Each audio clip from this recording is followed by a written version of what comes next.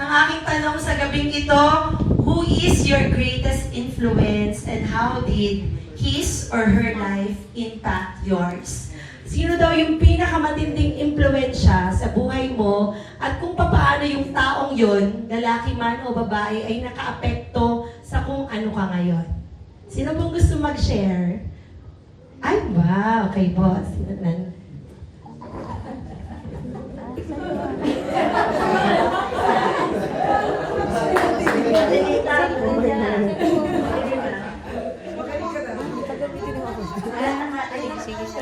Siya ulit.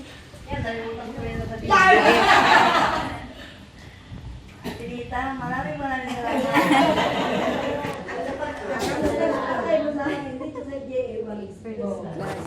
Maraming salamat. Napakalaking bago sa buhay ko. amen. Salamat ako sa'yo. Tsaka sa'yo, Lord. Tawagan mo kung minsan hindi ako makulit. Lagi kitang kinukulit. I'm sorry. Alam mo, ikaw ay balas na sa akin. May talaga, hindi tarata mo yun.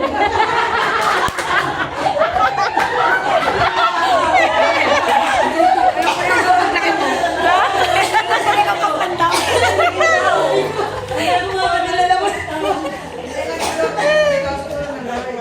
Palagi na ang Lord at Pilipinas. Ayan! Naging malaking impact sa sinunod. Nakakatuwa talaga, di ba? May mga tao na nakaka-influensya sa buhay natin, bata pa lang tayo, pinagtitingnan na natin sila. Pero may mga tao na dadating sa buhay natin kahit na medyo maedad na tayo and still they can impact our lives. Kagaya po ni Nanay Nelly, di ba? Si Adelita, kahit binabanas, may impact pa rin sa buhay ninyo kasi nakakilala kayo sa Lord through her life. Amen ba? Sino ba po gusto mag-share? Yung matinding, yung tao na naka-impluensya sa kung ano ka, at kung ano yung mga belief mo, at kung ano yung mga, kung ano ka ngayon. Meron ba? Ayan, si Reed. Ano po, ang tao pong nag-impluensya po sa akin, dalawa pong tao na nag-impluensya po sa akin ay si Tita Melo po, Tita MG. Kasi nung grade 6 times ko po, nung ako po talaga dinadali po ng anxiety, sila po talaga yung tumulong po sa akin para makilala po ng tunay si Lord. Sila po yung laging nandudun po para sa akin at para pinag-pray po nila ako. Tapos ina-assure po nila sa akin na nandudun po si Lord sa akin at binabantayan po niya ako sa kung ano man po ginagawa ko po. Wow! Praise God! So, not just one, but two. Queen and the twin ang nakatulong kaya, di ba? Sabi ko kanina, pwedeng nasa late na age, may influence ka. Pwede namang nasa early age mo, may mga tao na pinadadala ang Lord to influence you. Alam ko, meron din kayong inyo, ay nahihiya lang kayong mag-share. Ang pangalawang tanong, what is the most important life's lesson that you have learned? Ano daw yung pinakamahalagang lesson sa buhay na natutunan mo? Aba, Nanay Nelly, si Imon muna. Paumanhin po. Ayaw mo na po iupo saglit. Si Imon muna po. Okay. Natutunan ko pong magpatawad. Yes. Kahit mahirap. Yun. Patawad. Gusto ko sana nang itanong mo sino yung kanyang pinatawad. Pero yun na yung chika na yun. Sila na lang ng Lord yun, di ba? Yun po, napakahalagang lesson talaga yun na matutunan natin na magpatawad kasi isang bagay po yun na mahirap gawin kung hindi ka Kristiyano. Amen ba? Ayun, praise God. Ang susunod naman po, what is your life's purpose? Alam mo ba ang purpose mo sa buhay? Amen. Amen. So, alam natin ang purpose natin sa buhay. Alam niyo daw po, it is bad to live a life without purpose. Hindi daw po magandang mabuhay ka nang wala kang purpose. Pero, mas hindi maganda yung mabuhay ka nang mali ang purpose mo. Amen ba? Magkaiba po yan, ano? Nabubuhay tayo minsan, maraming taong nabubuhay na walang purpose, walang direksyon, direksyon, walang meaning. Pero marami din taong nabubuhay ng mali ang purpose na nilalakaran nila. At mas pangit daw po yun. Bakit? Kasi, sige nga po, Walang direction. yung kapag wala kang purpose, wala kang direksyon. Pero kapag mali yung purpose mo, may direksyon naman, kaya lang ay mali ang direksyon. At kapag mali yung purpose mo, wala kang joy. Amen? At pag wala kang joy, wala kang peace, kapapaguran mo ang lahat ng ginagawa mo.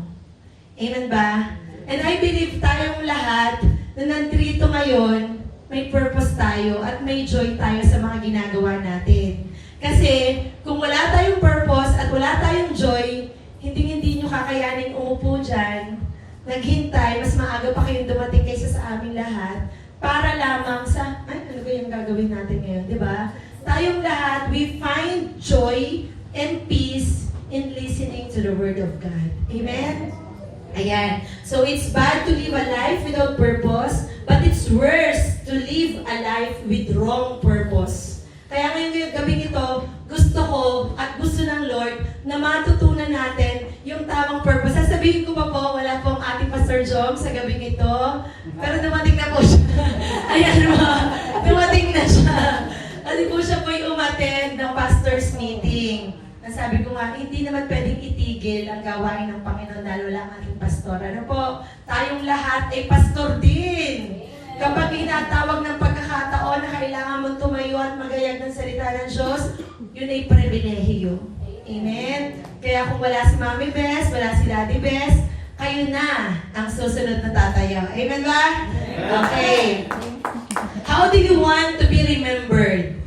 Kapag ba tayo'y umalis sa isang lugar na matagal na tayong nakatira, or kapag tayo'y umalis sa mundong ito, papaano mo gustong alalahanin ka ng mga tao? Wow naman, meron agad opinion, very good. Gusto niya na maalala na siya'y gumagawa ng mabuti. Kayo, papaano niyo gustong maalala? Di ba? Si Tito Manny, naku, napakagaling na worshiper na ng Panginoon. Di ba? Si Kuya Jojo, ay nagpatawad yan sa kanyang kagalit. Hindi ka sabihin ko sana, nagpatawad na yan. Talagang pinatunayan ng Lord na ang pagpapatawad talaga yung maglilid sa kanya sa mas mainit na relasyon sa Panginoon. Si Kuya Jimmy, ay dati palamura yan, pero ngayon hindi na. Di ba? Binago siya ng Panginoon. At hindi yan uma-absent sa gawain. Di ba? Gusto natin na kapag umalis tayo sa lugar na ito, or umalis na tayo sa mundong ito, gusto natin na aalalahanin tayo with kind words and nice thoughts. Hindi yung kapag si ano ba? Naku, buti na lang. Buti ka sa kanya. Ibig sabihin, namumuhay ka ng walang influence. Walang impact yung buhay na ikinakabuhay mo. Kung ngayon sa palagay mo, pag umalis ka, ang mga tao ay magre-rejoice at matutuwa, panahon na para bigyan mo ng direction yung buhay mo. Panahon na para mamuhay ka ng buhay na may purpose. Amen. Yung buhay na may impact. Amen. Ang ating pong pag-aaralan today, matatagpuan sa Matthew chapter 15. At Matthew chapter 5, verse 13 to 16. Ayan. Alam na po ito po very common verses na narinig na nating lahat kahit na nasa luma pa tayong paniniwala. Sabi po dito, you are the salt of the earth. But if the salt loses its saltiness, how can it be made salty again? It is no longer good for anything except to be thrown out and trampled underfoot. You are the light of the world. A town built on a hill cannot be hidden. Neither do people light a lamp and put it under a bowl. Instead, they put it on a stand, and it gives light to everyone in the house. In the same way, let your light shine before others, that they may see your good deeds and glorify your Father in heaven. Papatahin ko po sa Tagalog. Kayo ang asin ng sangkatauhan. Ngunit kung ang asin ay mawala ng alat, paano pa ito mapapaalat muli? Hindi ba wala na itong kabuluhan, kundi ang itapon at tapakan ng mga tao. Kayo ang ilaw ng sanlibutan. Ang isang lungsod na nakatayo sa ibabaw ng burol ay hindi maitatago. Walang taong nagsindi ng ilaw at pagkatapos ay inilagay iyon sa ilalim ng banga. Sa halip, inilalagay iyon sa talagang patungan upang matanglawan ang lahat ng nasa bahay. Gayon naman, dapat ninyong paliwanagin ang inyong ilaw sa harap ng mga tao upang makita nila ang inyong mabubuting gawa at papurihan ang inyong amang nasa langit. And may the Lord be the one to bless the reading of His Word. Magmanalangin lang po tayo sa Lord God.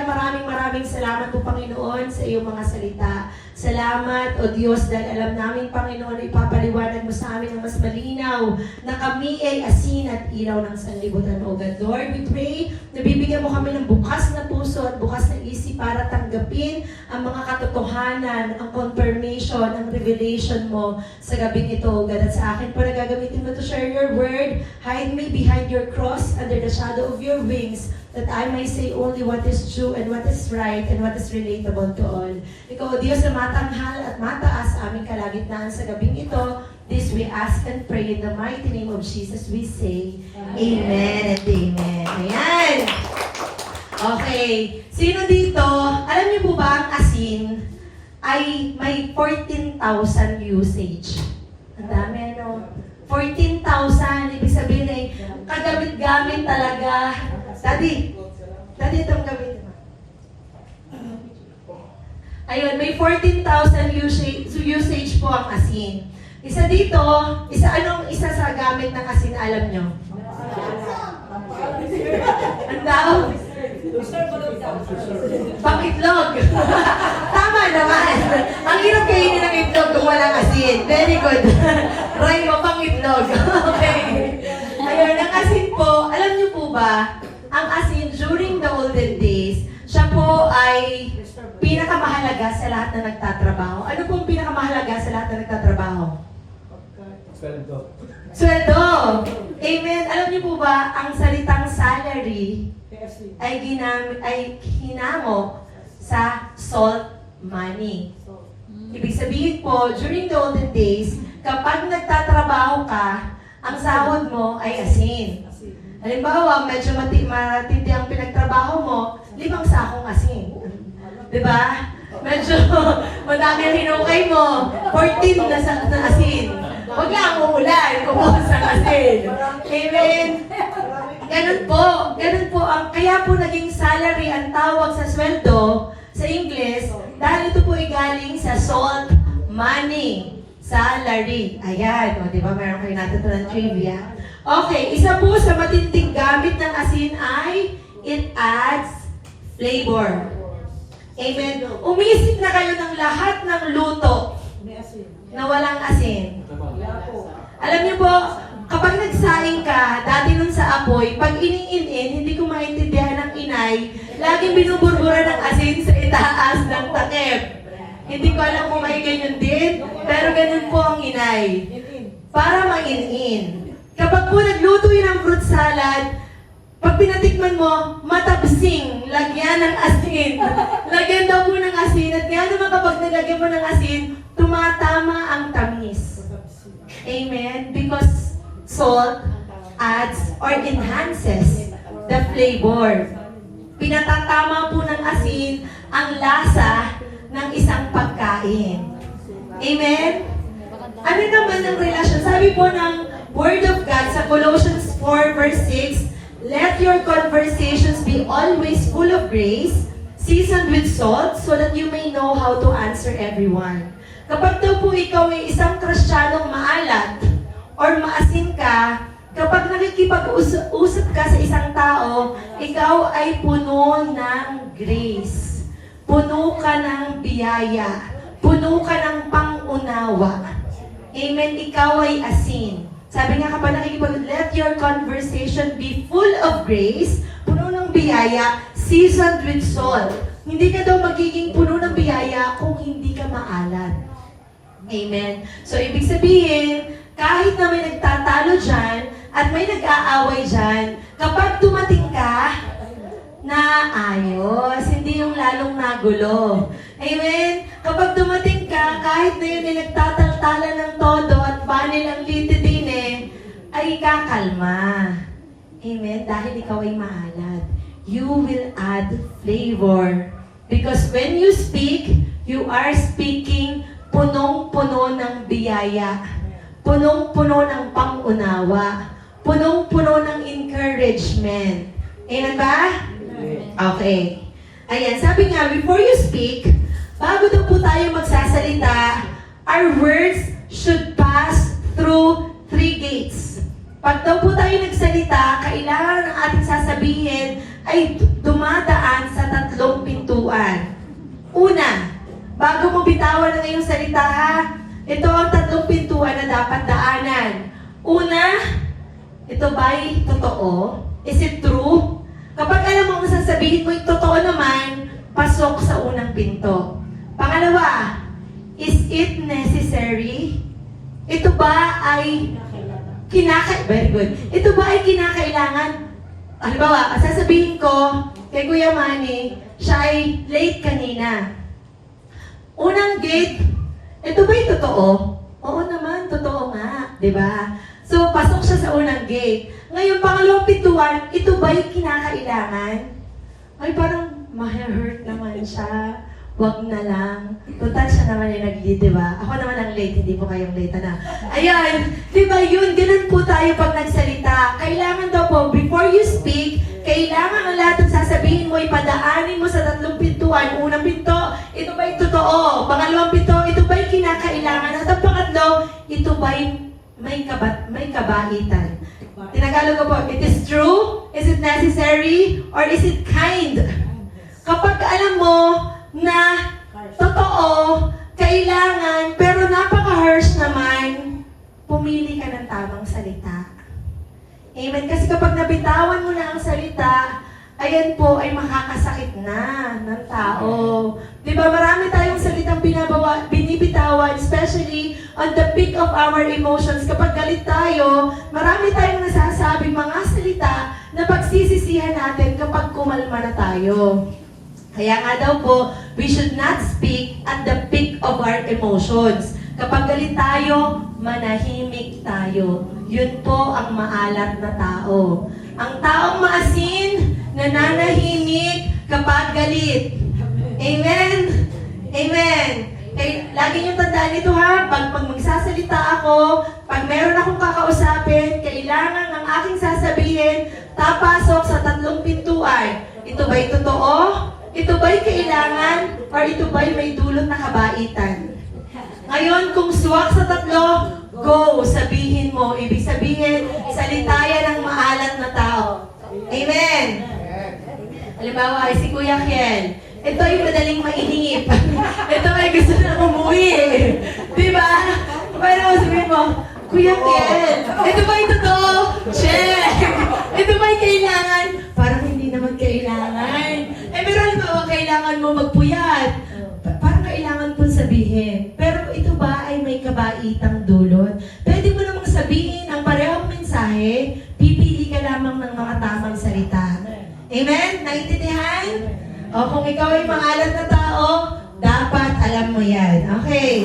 Always have a unique character like salt. Its presence is not felt, but its absence make all things tasteless. Kailangan daw maging salt tayo. Ang ating presensya minsan hindi nararamdaman, pero ang ating absence ay damang-dama ng lahat. Amen?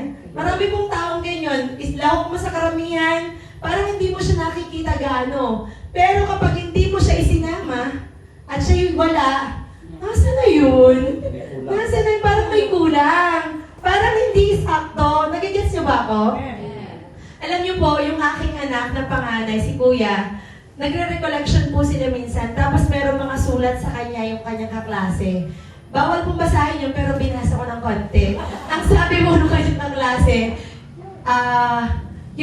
exactly ito, kaya ako po ito na-quote. Sabi niya, your presence is not felt, but your absence make all things meaningless. Parang gano'n, sabi ko, oh naman may impact pala ang buhay ni Kuya. Siya ay maasin din naman kahit napaka-quiet niyang tao. Amen. Ang pangalawa pong use ng salt ay, ang una is, it adds flavor. Pangalawa, it preserves. Noong pong unang panahon, wala namang ref. Ano?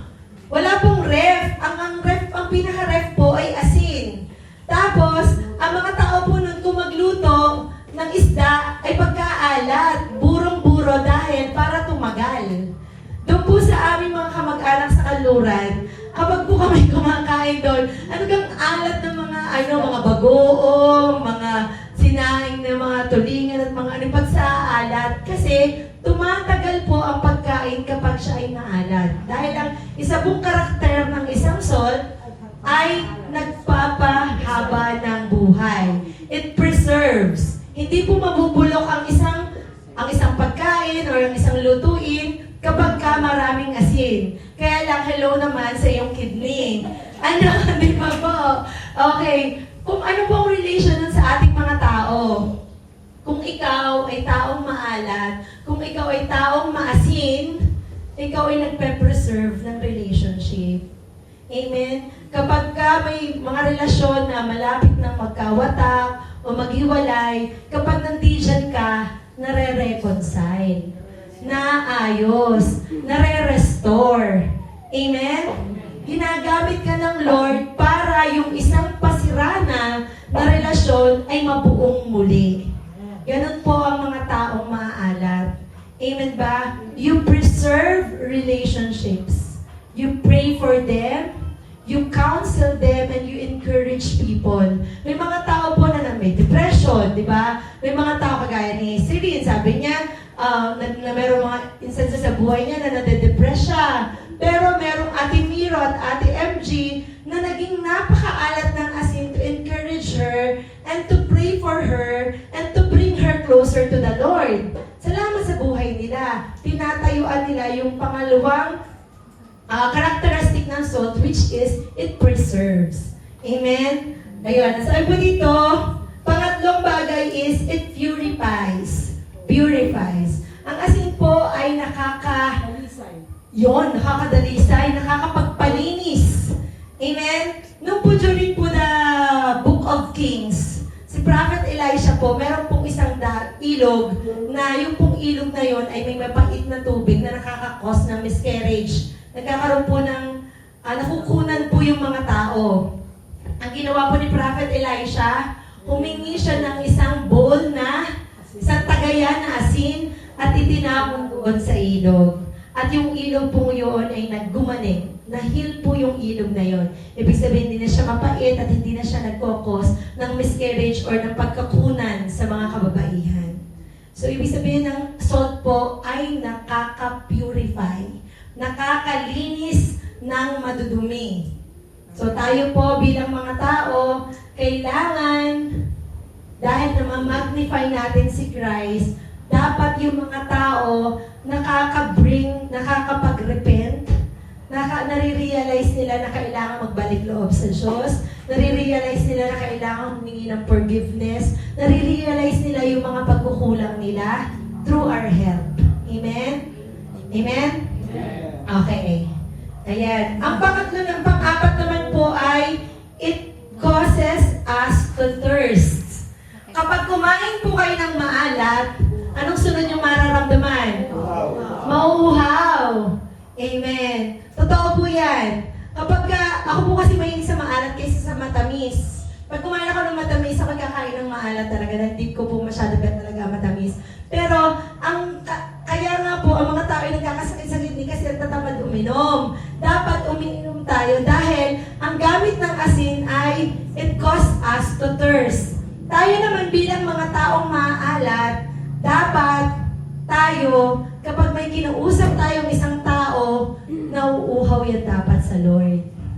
Amen? Kapag kinausap mo siya, in-encourage mo siya, lagi niyang gugustuhin na magbabad sa presensya ng Panginoon. Amen? Lagi niyang gugustuhin na mag-attend ng Bible study. Lagi niyang gugustuhin na mag-attend ng fellowship. Lagi niyang gugustuhin na magsimba. lagi niyang kauuhawan ang presensya ng Lord kasi nakikita niya sa buhay mo na ikaw lagi kang uhaw. Ang asin po ay nakakatunaw din ng yelo. Subukan niyo ha. Mamaya, kung hindi kayo naniniwala sa akin. Pag uwi niyo sa bahay, kumuha kayo ng yelo at lagyan niyo ng asin, yun ay tunaw agad. Ibig sabihin po, ang mga taong maaalat, nakakatunaw ng matigas na puso. Amen? Kahit gaano katigas ang puso ng tao, kapag kinausap mo, madudurog yan. Magme-melt yan. Mabe-break ang katigasan ng puso dahil ikaw maasim ka, maalat ka. Amen? So meron na ba kayong mga naiisip or may mga tao na ba pangalang inilalagay ang Lord sa puso mo na kailangan mong kausapin para ang kanyang matigas at ang kanyang pusong bato ay matunaw na sa ngayon? Amen. Yan. It's between you and the Lord. I believe ang Lord ay naglalagay ng mga pangalan ng mga tao na nanatiling matigas ang puso sa ngayon. Just pray for them because Matthew 5 verse 6 says, "Blessed are those who hunger and thirst for righteousness, for they will be filled." Amen. Okay. Sabi nga dito, people will forget what you said, people will forget what you did, but they will never forget how you make them feel. Alam niyo po sa dami nating nakakasamang mga tao, sino po dito ang maraming nakakasalamuhang tao? Sino po dito ang marami ng nakasamang tao mula pa noon hanggang ngayon? Sabi nga, ang mga tao makakalimutan nila ang lahat ng sinabi natin. Maaaring makalimutan nila ang lahat ng mga ginawa natin sa kanila. Pero hindi nila makakalimutan kung paano mo ipinaramdam sa kanila na sila'y mahalaga, na sila ay may concern ka, at hindi nila na makakalimutan kung naramdaman nila ang pag-ibig ng Lord sa buhay mo. Just come to think of it. Sa maraming tao na nakausap natin noon pa, simula nung mas bata pa tayo, ng mga teenager pa tayo hanggang ngayon, maraming tao ang may impact sa atin. Hindi na natin matandaan kung ano yung sinabi nila. Hindi na natin matandaan kung ano yung ginawa nila, particularly sa atin. Pero, hindi natin makakalimutan kung paano sila naging mabuti sa atin. Amen. At ganun po ang gusto ng Lord sa buhay nating lahat. Ganun ang gusto ng Lord kung paano magiging maasin ka or maalat kang Kristiyano. Yung mga tao na nakasama mo noon, or kung ngayon mo lang nare-realize ito, yung mga taong makakasama mo simula sa araw na ito, hanggang sa umuwi tayo sa Lord, iparamdam mo sa kanila kung gaano sila kahalaga, kung gaano sila kamahal ng Diyos. Amen. Kaya ni Nanay Nelly, siya ay naramdaman niya ang pagmamahal. Naramdaman niya kung paano ang concern ni Inaylita sa kanila, di ba? Sa kanya. Amen. And I believe kahit pa saan si Nanay Nelly makarating, lagi niyang babanggitin na may tsalita na nagmahal sa kanya. Amen. Maaaring hindi niya maaalala lahat ng mga sinabi na nababanas minsan. Diba? Maaaring hindi niya na maaalala yung lahat ng mga naramdaman niya. Pero yung kung paano siya kinare, kung paano may concern sa kanya, hindi niya yung makakalimutan kailanman. Amen. Ayan. Sabi nga, okay, review nga tayo ng konti. Tayo po ay mabubuting asin kung tayo ay, una, we add flavor. Pangalawa, we preserve. Pangatlo, purifies. At pang-apat, we cause people to thirst. Ayan. So ngayon naman po, punta naman tayo sa ilaw. Ayan. Sabi po dito, to be a light is to be a witness to others concerning the truth of God's Word. Sabi po ng John 8:12, Jesus spoke to the people once more and said, I am the light of the world. If you follow me, you won't have to walk in darkness because you will have the light that leads to life. Amen? Kapag daw po ang Lord ay nasa buhay natin, kapag ang Lord ay nasa puso natin, kapag ang Lord at tanglaw ng buhay natin. Meron na tayong permanent na ilaw. Ang ilaw na maghahatid sa atin to life. Ibig sabihin, kung wala ang Lord sa buhay natin, we don't have life. We just don't have, hindi tayo wala lang ilaw, kundi wala tayong buhay. Humihinga tayo, oo, pero wala tayong totoong buhay. Amen? Because only Jesus is the way, the truth, and the life. Amen? Okay. Ayan. Sabi po dito ni Mahatma Gandhi, sino po yung nakakakilala kay Gandhi? Sabi po ni Mahatma Gandhi, I like your Christ. I don't like your Christians. Your Christians are so unlike your Christ. Sabi niya, gusto ko yung inyong Kristo, pero ayaw ko sa inyong mga Kristiyano. Kasi yung mga Kristiyano ay hindi naman kagaya ng Kristo. Bigay nakakahiya. Pero totoo. Totoo naman, di ba? Ang Christ is perfect. Kung tayo lamang, because we are created in the image and likeness of Christ, dapat tayo ay perfect din. Pero dahil tayo tao, we are so unlike Christ. Nalulungkot si Mahatma Gandhi na kung si Kristo lang naman, perfect ang Christianity, kung tayong lahat ay magiging kagaya ni Kristo.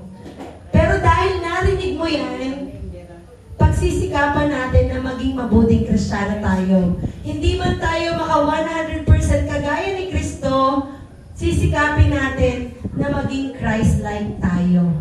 Amen ba? Okay, sabi, I might believe, sabi naman ni Friedrich Nietzsche, ito po mga taong ito ay anti-Christ. I might believe in the Redeemer if His followers look like redeemed. Maniniwala ako sa inyong tagapagligtas kung yung kanyang mga followers ay mukhang ligtas. Amen, hindi ka nakakahiya sa mga anti-Christ. Si Friedrich Nietzsche po ay isang anti-Christ. At ang sabi niya, parang makukumbins lang ako sa mga pinagsasasabi mo kung yung sinasabi mo yung nilalakaran mo. Kaya po napakahalaga sa mga tao na kagaya natin, sa mga Kristiyano kagaya natin, that we practice what we preach. That we walk the talk. And that we will be doers and not just speakers. Alam niyo daw po, kaya ang mga pastor ay 2 beses i-judge. I-judge nila base sa kanilang ginawa at base sa kanilang sinabi. Kaya po, dapat maingat tayo. Amen ba? So, marami po, alam niyo po, maraming bagay na pwede natin sabihin, pero kung hindi naman natin ginagawa, para lamang tayong isa sa sasabihin ni Friedrich Nietzsche na maniniwala na ako sa tagapagligtas mo kung ikaw ay umaaktong ligtas. Amen, sasabihin mo na, huy, mag-pray ka, pero ikaw hindi ka naman nagpe-pray. Diba? Halimbawa, huy, ikaw naman ay magpatawad. Magpatawadin mo na, pero ikaw sa sarili mo hindi ka makapagpatawad. Diba? Kaya tayo dapat, kung ano sinasabi natin, dapat ginagawa natin. The Christ-like life is a platform in which individual testimony becomes more convincing. Ang buhay daw kung kagaya ng kay Kristo ay isang platform kung saan ang mga testimonya ay nagiging higit na convincing. Amen? Magiging kapanipaniwala ang testimonya mo, ang mga sinasabi natin, kung tinatayuan natin ang mga sinasabi natin, pinaniniwalaan natin. Amen? Yun. Meron lang pong ilang karakter, 3 lang po ito, may 3 lang pong characters ng light. Una daw, bilang isang light, it should radiate, sabi nga, it radiates Christ. Amen? Sabi po ng 1 Corinthians 13, 4-7, love is patient, love is kind. It does not envy, it does not boast, it is not proud, it does not dishonor others, it is not self-seeking, it is not easily angered, it keeps no record of wrongs. Love does not delight in evil, but rejoices with the truth. It always protects, always trusts, always hopes, always perseveres. Kapag daw po, ikaw ay isang tao na may liwanag mula kay Kristo, dapat ikaw ay patient, ikaw ay kind, ikaw ay not proud. Ikaw ay hindi self-seeking. Hindi ka madaling magalit. Ikaw ay hindi naglilista ng mga masasamang ginawa sa'yo. Ikaw ay, you rejoices with the truth, hindi ka sinungaling. Amen? So, ganun daw po ang tao na nagra-radiate ng Kristo. Sabihin mo, tanong mo sa sarili mo, nagra-radiate ba ako? Check. Ako ba ay mapagmahal? Check. Amen? Tanong niyo sa sarili niyo. Ako ba'y kind? Check. O, di ba? Ako ba'y magagalitin? Parang, ganun lang. Hindi ba ituloy? Dahil ako'y magagalitin. Amen? Ako ba'y naglilista ng mga taong galit sa akin? Yung mga taong gumawa sa akin ng masama? Amen, alam niyo daw po, kailangan tayo, ang liwanag natin ay laging nakikita. Meron pong isang ama, ito pong amang ito ay may 3 anak. Yung 3 anak niya po, binigyan niya ng tigigisang silver coin. Ang sabi niya po, sa kanyang 3 anak, itong kwartong ito, ay punuin ninyo ng kahit na anong bagay, gamit ang silver coin na yan. Okay, so yung 3 bata, tawag boy na. Yung mga kabataan, yung 3 anak niya ay kanya-kanyang alis at bumili na kanilang ipupuno. Yung una pong anak, pinuno niya ng maraming bulak. Bumili siya ng maraming bulak at pinuno niya yung kwarto pero hindi niya napuno. So ibig sabihin niya, ay hindi ko napuno. Hindi kasi kulang kasi yung silver coin. Yung pangalawa naman pong anak, umalis siya, bumili naman po siya ng maraming straw. Yung maraming straw, di ka po mga straw may mga gaps, hindi niya rin po napuno. Mukha lang puno, pero hindi puno. So, ibig sabihin, hindi rin siya ang nakapuno. Yung pangatlo niyang anak, alam niyo po ba kung anong binili niya? Bumili po siya ng isang kandila. Pumunta po siya sa loob ng kwarto at sinindihan ng kandila. Puno ang buong kwarto. Alam mo ba, sabi ng kanyang ama, ikaw ang anak ko na punong-puno ng wisdom. Kasi, alam niyo po ba, yung liwanag na meron tayo ay hindi mahal. Hindi mo kailangan mag-invest ng napakaraming pera, ng maraming kayamanan para makuha mo ang liwanag ng Christ. Wala pong bayad ang kaligtasan. Walang bayad ang faith na meron tayo. Kailangan mo lang ng isang kandila. Kailangan mo lang irradiate ang liwanag na nakukuha mo sa Lord at mapupuno mo ang kahit na anong lugar na pagdalahan sa'yo. Amen? Nagagas po na ba natin ang story? Amen. So, kailangan mo lang irradiate, i-magnify yung liwanag na tinatanggap mo sa Lord. At kahit gaano pa kadilim na lugar, kadalhin, ang liwanag ay tatanglaw sa buong lugar na iyon. Amen? Simbarawan natin ang Lord. Okay, pangalawa, it is intentionally visible. Sabi po ng Matthew 5 verse 14 to 15a, you are the light of the world. A town built on top of the hill cannot be hidden. Neither do people light a lamp and put it under the bowl. Ang ilaw daw po ay intentionally visible. Kapag sino nagsindi ng kandila tapos tatakpan? Wala, di ba? Sino ang nagbukas ng ilaw tapos pagtatatakpan ng itim? Wala, di ba? Tayong lahat, pag nagsindi tayo ng kandila, ang intention natin ay ipakita para matanglawan ang buong lugar. Amen? Ganon din daw po ang mga Kristiyano. Your light and your faith should be intentionally visible. Meron daw pong isang anak. Yung isang anak, nagpunta siya sa abroad. Na magpunta po siya sa abroad, 3 years ang contract niya.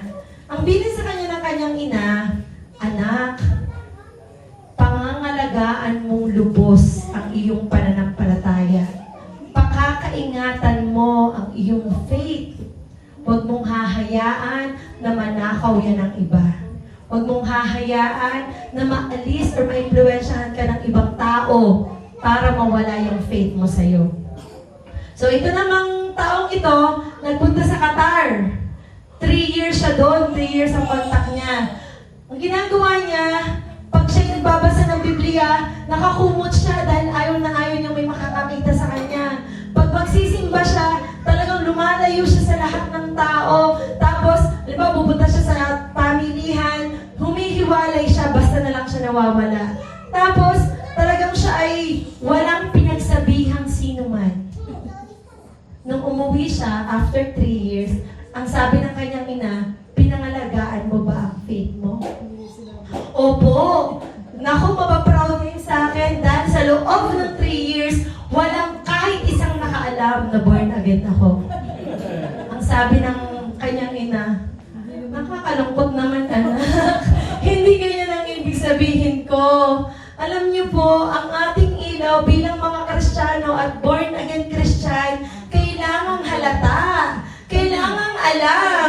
Kung ikaw ay nasa isang trabaho at hindi alam na born again ka, huy naman, kumusta naman ang ilaw mo?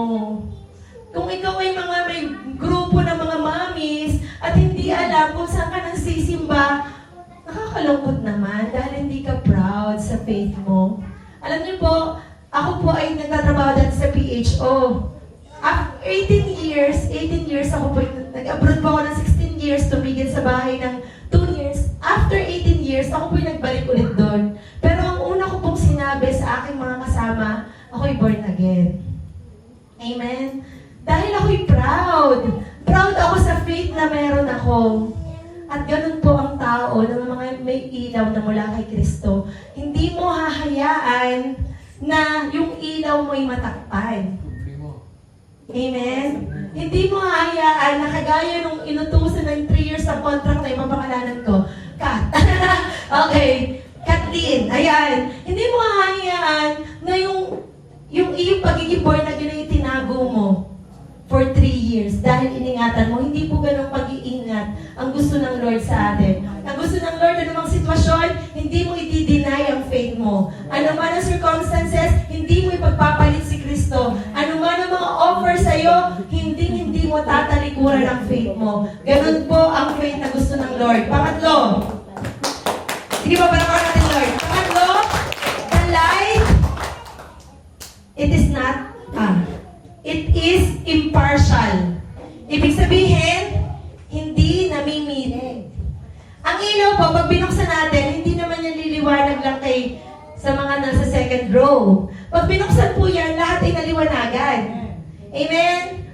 Ibig sabihin, tayo bilang mga Kristiyano na may ilaw mula sa Panginoon, hindi tayo impartial. Hindi tayo partial pala. Amen? Ibig sabihin, kung kasama mo yung mga Kristiyano, hindi doon ka lang nag-i-enjoy. Kung kasama mo yung mga makasalanan, parang ayaw mo nang sumama. Hindi ka namimili ng sasamahan. Dapat, ang ilaw mo, kasama mo man yung Kristiyano, kasama mo man yung life group mo, kasama mo man yung taga-ibang church, pare-parehong naglalagablab ang apoy na meron ka. Amen? Yun po yung impartial na ilaw. Okay? Okay. And the last is, sabi mo dito, therefore, as we have opportunity, let us do good to all people, especially to those who belong in the family of believers. Dapat daw po'y gagawa tayo ng kabutihan sa lahat ng tao. Walang pinipili. Walang itinatangi. Pantay-pantay. Kasi po ang ating Lord, He is the God that does not show favoritism. Amen. Tayo pong lahat ay apple of God's eye. At ito na po ang huli. The light, bilang mga ilaw ng sanlibutan, ang ilaw daw po ay contagious. Anong contagious? Nakakahawa. Hindi lang po COVID ang nakakahawa. Ano po? Ang ilaw natin dapat ay nakakahawa din. Kapag maapoy ka at mailaw ka, dapat yung mga nakakasama mo, yan ang meron sa'yo, turuan mo naman ako. Amen? Kapag ka alam niya na nag-share ka, turuan mo naman ako mag-pray. Turuan mo naman ako mag-share. Sila din nai-encourage, nahahawa sila. Kung paano ka,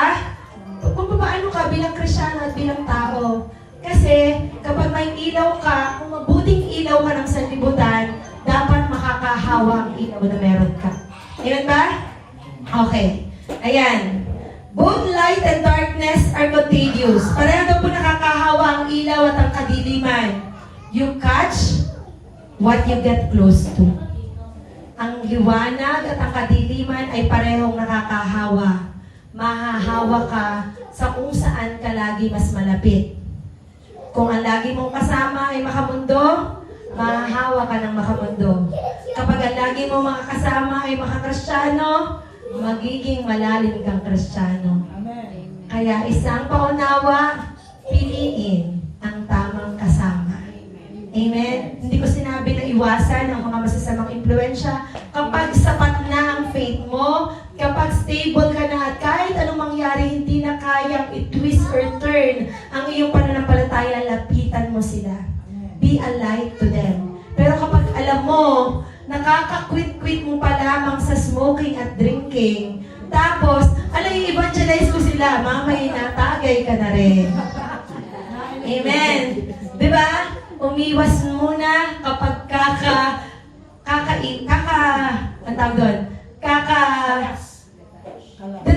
kaka-detach pa lang doon. Okay. Ayan. Don't be fooled. Sabi po ng 1 Corinthians 15:33, don't be fooled by those who say such things. Bad company corrupts good character. Amen? Kapag ang masasama pong kasama, makaka-apekto rin sa atin. Kaya piliin natin yung mga tamang kasama. Sumama tayo sa mga taong mag-i-encourage sa atin, maglalapit sa atin lalo sa pagmamahal natin sa Panginoon. Amen? Okay. Sabi nga po, ito na po ang huli. Sabi po ni Nelson Mandela, and as we let our own light shine, we unconsciously give others people the permission to do the same. Kapag daw po, hinahayaan natin mag-shine yung light na meron sa buhay natin at sa puso natin, unconsciously, hindi man natin intensyon, yung mga tao na nakakasalamuhan natin ay nagkakaroon din ng chance or ng permission na magliwanag ang ilaw na meron sila. I will end po with isang kwento. Meron daw pong isang, dito ko na po tatapusin ang exhortation. Meron daw pong isang ama na ang trabaho niya po ay yung light bearer po ang tawag doon. Lamp bearer po siya doon sa isang train station. Doon po during the olden times, ang train po, para makaliko, lumalabas po yung light bearer at nilalabas niya yung kanyang lampara. Para, halimbawa, ako ililiko dito sa, ibig sabihin yung flasher ay manual. Tao ang naglalabas noon para ko liliko sa kanan. Tao ang naglalabas para liliko ko sa kaliwa. So manual po ang flasher. So ang trabaho po nitong amang ito ay maging light bearer. So meron po sa kanyang mga pagbiyahe, maraming taon po na ganyan ang kanyang trabaho. Isang gabi, siya po ay medyo naalimpungatan ng konti. Tapos nakita niya malapit ng lumiko. So kailangan niya, dali-dali siya. Kinuha niya yung kanyang lampara at itinaas niya. Pero po itong driver ng train, dumiretso po siya. And it caused a huge accident. Marami po ako namatay. So ngayon po, nakaligtas po yung light bearer. Siya po ay nilitis. Sabi po sa kanya ng judge, anong kanya mga lawyer, itinaas mo ba ang ilaw? Opo, itinaas ko po ang ilaw. Ipaliwanag mo nga sa akin kung ano yung pangyayari sa gabing yun. So, pinaliwanag niya na ganito nga po anong nangyari, ganyan yan, ako po'y medyo pagod, pero pinagsumikapan ko po with all my might and with all my sound judgment, itinaas ko po ang lampara.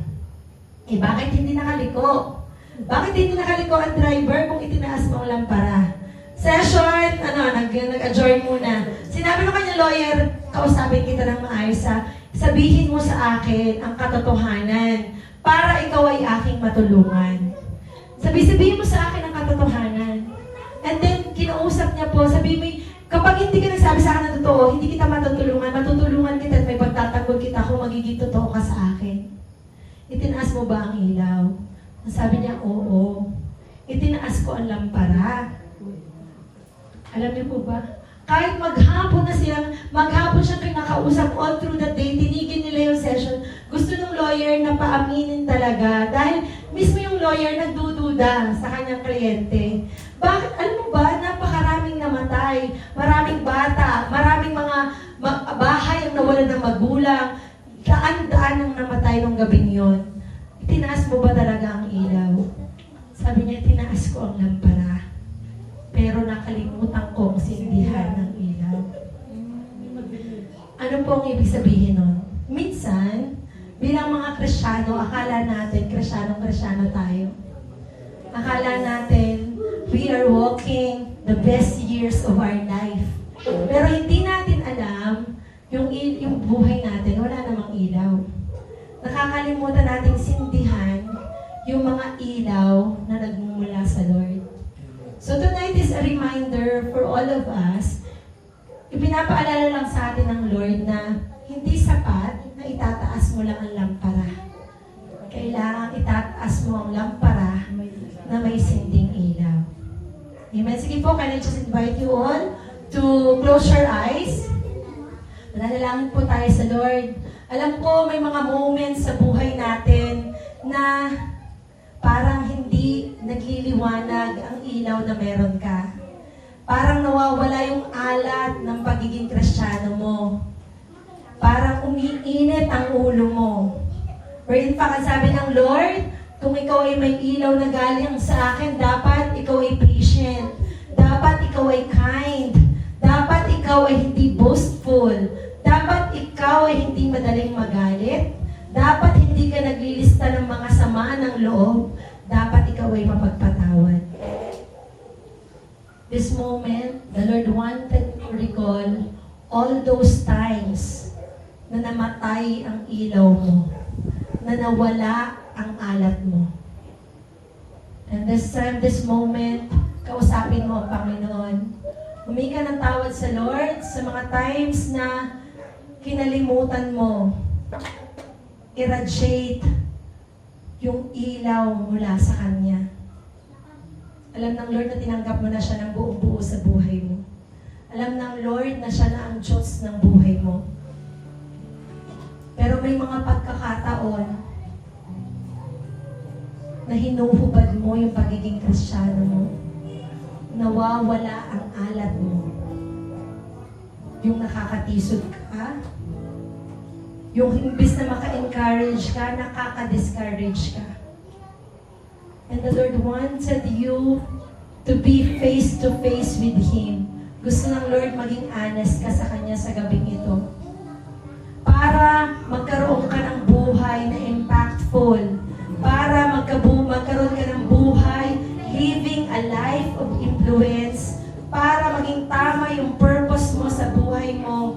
At para pag umalis ka man sa lugar na ito, o umalis man tayo sa mundong ito, we will all be remembered with kind words and nice thoughts. Kasi alam ng lahat na maalat ka at maliwanag ka. You have the salt of the Lord, you have the salt of the Lord, and you have the light of this world. Hallelujah, Jesus. Lord, maraming salamat po, Panginoon, sa gabing ito. Salamat, O Diyos, dahil pinaalala mo sa aming lahat na kami ay asin at ilaw ng sanlibutan. Salamat, Lord, dahil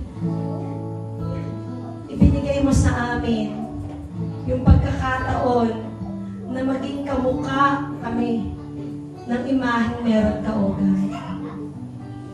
Lord, salamat dahil binigyan mo rin kami ng chance tonight na makahingi ng kapatawaran sa lahat ng mga pagkakataon na nawawala yung alat namin, yung nawawala yung liwanag namin, O God. Lord, I pray and I declare, O God, na anuman ang sitwasyon ng puso ng bawat isa, I may not know exactly, hindi ko man, Lord, alam at batid kung ano laman ang puso nila. Alam kong kilala mo ang bawat isa sa kanila. Huwag mong hayaan, O Diyos, na lahat ng salitang narinig nila tonight ay manakaw ng kaaway. I pray and I declare, Panginoon, that all the words that they have heard tonight will be planted deep into their hearts and into their souls. Lahat ng katotohanang narinig nila sa gabing ito ay matatanim sa pinakamatabang bahagi ng kanilang mga puso. Salamat, O Lord, dahil alam ko, Panginoon, na higit mo pang papaalatin ang pagiging asin nila, that they will add flavor, that they will purify, that they will preserve, O God, that they will cause other people to thirst on you, O God. Lord, gagamitin mo sila bilang encouragement sa maraming tao. Gagamitin mo sila, Panginoon, para ma-inspire yung iba, mauhaw yung ibang mga tao, Panginoon, ang kanilang mga pamilya, ang kanilang mga kaibigan, O God. At Lord, gagamitin mo ang kanilang buhay, O God, para irradiate ka, para higit ka pang makita, because the light that you have given them, or the light that you have entrusted them, Panginoon, is intentionally visible. Ang kanilang mga ilaw ay halata. Ang kanilang mga ilaw ay walang pinipiling kahit sino, O God. Ang kanilang mga ilaw ay nakakahawa. In the mighty name of Jesus. Salamat, Panginoon. For I know tonight, O God, higit na naglagablab yung mga ilaw na meron sila. Higit naging maalat yung asin na meron sila sa kanilang mga buhay, O God. Salamat, Panginoon, sa gabing ito, O God. Truly, I know, Panginoon, na masayang-masaya ka tonight, O God. Because nakita mo sa puso ng bawat isa yung kauhawan sa iyo, O God. Salamat dahil marami man silang ginagawa, marami mang activities, O God, marami mang pwedeng piliing gawin, O God. Inuna ka nila tonight, O God. Lord, salamat, Panginoon, for these people, Panginoon, has chosen your presence, O God. Pinili nila ang higit na mabuti sa gabing ito. Ang higit na mabuti ay yung maging lumangoy sa presensya mo, O God. Lord, can I just invite you all to put your hands on the place of your heart? Ilagay po natin ang ating mga kamay sa kinararoonan ng ating mga puso, lalong na doon sa mga first time pa lang na nag-attend sa gawain ito. This time, tatanggapin natin ang Lord at i-recommit natin, muli natin isusuko yung buhay natin sa Kanya. Sabihin po natin, susunod po tayo sa panalangin. Sabihin natin, Panginoong Hesus, maraming salamat sa pag-ibig mo. Salamat sa asin na meron ka. Salamat sa ilaw na meron ka, O God. Salamat, Panginoon, dahil nalaman ko na ako ay makasalanan. Salamat, Panginoon, dahil nalaman ko na wala kang hindi kayang patawarin. Lord, humihingi po ako ng tawad sa lahat ng aking kasalanang nagawa, mula pa nang ako'y bata, hanggang sa kasalukuyan, O God. Inaamin ko, Panginoon, na wala akong magagawa kung ako'y malayo sa iyo. Isinusuko ko ang buhay ko sa iyo, maging Panginoon kita at tagapagligtas ng aking buhay. Ikaw na po, Lord, ang maghari sa buhay ko mula ngayon at magpakailanman. Salamat, Lord, sa kaligtasan at sa karapatan na maging anak mo. In Jesus' name, Amen. Ako na lang po mananalangin, Lord. Maraming salamat, Panginoon. I know angels in heaven are rejoicing, O God, dahil may mga kaluluwa na naman na tumanggap sa inyo. May mga kaluluwa na naman na nag-commit, nag-recommit at nagsuko ng buhay nila sa inyo, O God. Lord, I pray na mula sa araw na ito, higit mong iparamdam sa kanila ang mahigpit mong yakap, O God. Maramdaman nila yung matinding presensya mo sa kanilang mga buhay. Gawin mong kulang ang bawat araw nila na hindi ka nakakausap sa pamamagitan ng pananalangin. Gawin mong kulang ang kanilang mga araw, O God, na hindi nakakapagbasa ng iyong mga salita, O God. Lord, I pray and I declare na bigyan mo ng conviction yung puso nila, kauhawan nila ang makinig ng iyong salita, kauhawan nila ang pag-attend sa iyong mga gawain, O God, at kauhawan nila, Panginoon, ang pagsisimba in the mighty name of Jesus. Lord, I know, Panginoon, their lives will never be the same again kasi kasama ka na nila sa buhay nila, O God. Salamat, Panginoon. Let your presence, Panginoon, be upon all of us every day, O God, 24/7 in the mighty name of Jesus. Lord God, maraming salamat, Panginoon, sa iyong mensahe.